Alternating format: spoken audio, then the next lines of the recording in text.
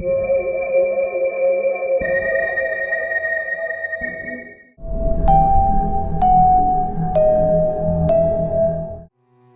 happened when I was about 14 years old on a field trip with my class during the 8th grade every year. The 8th graders would take a field trip up to Six Flags, which for those of you who don't know is kind of like a Disney World, but revolves more around roller coasters. We had taken the long bus, rides of the park, and we had made sure we had all our belongings and stuff for the day. One of our teachers, Mr. Diaz, had told us to group up with a few of our classmates, but required us that we'd return to him every 3 hours to make sure. Everyone was still here now, being very socially awkward. I was definitely no popular kid, but I managed to find a few friends and go with them. We'll call them Carlos and Ivan. We hit a few rides here and there, participated in some water activities, and ate at the overpriced food stands where they charge $7 of soda at around 5 or 6 p.m. We happened to be walking around the park where there weren't many attractions, meaning there weren't really any people around either. This area of the park was mainly used for people to take a stroll through. We sat down at a nearby bench, talking to each other, when I noticed a man walking towards us. As soon as I made eye contact with the guy, I instantly knew he was coming to us. He walks right up to us and asks us the following: "Hey, I'm part of the management. Can you 3 boys help me out? I'm part of the load up a few boxes onto my truck to give you a better understanding." Let me give you a brief description of the guy. He was tall with a medium build, and his hair was a mess at this point. I knew he was lying when he claimed he was from the management, as he wore nothing that resembled an employee. In fact, he really didn't look like anybody who would belong at a park. He wore a stained white shirt with cargo pants, and we could smell the alcohol in his breath. It was obvious by now that this guy was not an employee. We kindly declined, telling him that we couldn't leave the park as we were on a field trip. Nonsense. Come on, guys. It'll only be a minute.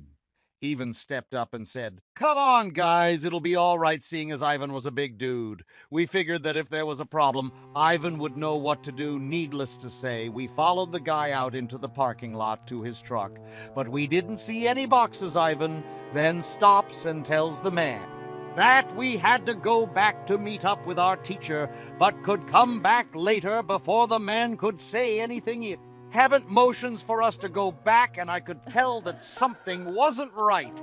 As soon as we got back into the park, Ivan immediately tells us that as he was approaching that truck, he could see 2 men in the back seat wearing ski masks. My blood ran cold, and I told him that we had to inform our teacher.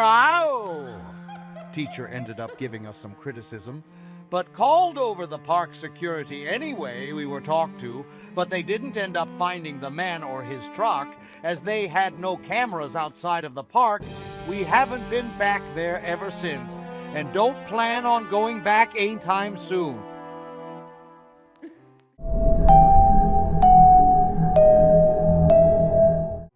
When I was around 14, I lived in a small town with my family in the southern U.S. I lived here for most of my life, and I got pretty used to the isolation of ourselves. And away from big cities, my house was right in the middle of nowhere, and the nearest supermarket was about 6 miles away. I attended school on the other side of my town, and I'd oftentimes have to take the bus to and from school. It was a hassle, but was the only way I could go to school, as both my parents worked. This happened on a weeknight, and is by far one of the most horrifying experiences I've ever had. I was walking to my house back from school after a long day of boredom when my phone dings. I look at it, and it's my friend Dylan, telling me that he had found something interesting. Dylan was the type of person in school who would pretty much do anything for attention. So when he told me how he had found an abandoned amusement park a few miles from our school, I was more than intrigued he gave the idea to go check it out that night and to make a video on it as exploration. At first I was skeptical, but seeing as YouTube was only 5 years old, at the time I figured we'd get a lot of views.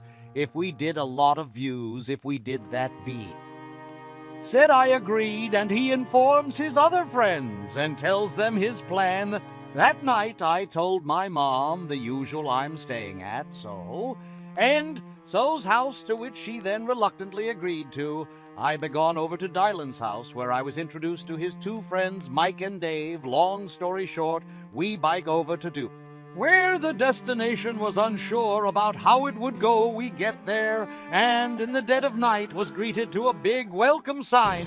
We all get off our bikes and proceed to walk into the entrance with our flashlights on full power. Dylan recommends we split up to film our own findings, but I told him he was out of his mind if he thought we were doing that. We might have been crazy for doing this, but we weren't that crazy. Dylan and I go into one of the huts of what used to be a fun game room that had now been taken over by leaves and other vegetation. Dylan starts talking about theories as to why this place was abandoned and practically went on a rant about it. I didn't think anything of it and just continued to film. As I was filming my findings, I heard a noise come from near one of the ski ball games. Looking back, I couldn't describe as to what it was, but imagine dropping a large piece of raw meat onto wood. Yeah, that's close to what I heard. Dylan heard it too, and we both shine our flashlights in the direction of a hallway where we saw what we could only describe as a forehead from down to hall. We both scream and drop our flashlights and book it back to our bikes with our other friends behind. We pedaled back to my house. So fast praying we weren't being followed, we get back to my house, and that's when we obviously got caught. My mom was pissed and had sent my friends home and me to my room. Tried to tell her what we had seen, but she naturally didn't care and grounded me for a month for sneaking out. It's been 12 years now, and I'm now 26 and became a little more wise as to what actually happened. Till this day, I'm not sure who that was or what would have happened if we had stayed, but I don't think I want to know.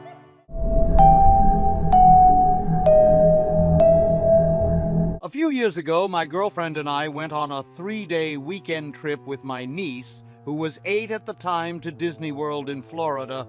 We were going to a wildly popular amusement park called Epcot, which was one of the parks we had never been to. It was a Friday afternoon, and school was still in session, meaning that there were a lot less people around. While it might have been strange, it was definitely convenient for my girlfriend and I, as we wouldn't have to wait in lines when we get through the entrance. One of the rides instantly captures my niece's attention. It was one of those carousel rides on every corner of the park, and I gave her a ticket to go on it. My girlfriend gets out her camera to take pictures of her on the ride, having the time of her life. As she was taking pictures and waving, I noticed an older man standing a few feet away, taking pictures of the scenery. At first glance, he just looked like a normal visitor with a hat, sunglasses, and even had a map. I figured that maybe he had been a parent, as he was taking pictures of the kids on the ride.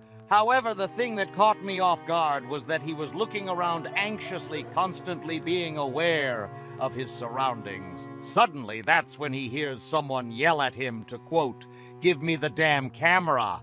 I then see another man go up to him and attempt to take his camera away. He tried to resist, but security had stepped in, causing attention from other people. The man who had stepped in turned out to be a dad and claimed he had been taking pictures of the children. At that point, security had confiscated his camera and escorted him out of the park. I later found out that he had in fact been taking pictures of children inappropriately, some of the pictures even being zoomed in, and well, you know the rest. I'm not sure if my niece was in one of the pictures, but I like to think that she wasn't. The rest of our trip went smoothly, other than the fact that I couldn't stop thinking about the incident.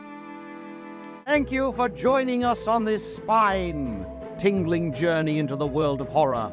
If you enjoyed, make sure to hit that like button and share your thoughts in the comments below. Don't forget to subscribe to our channel and ring the notification bell so you're always the first to know when we release a new, terrifying story. Until next time,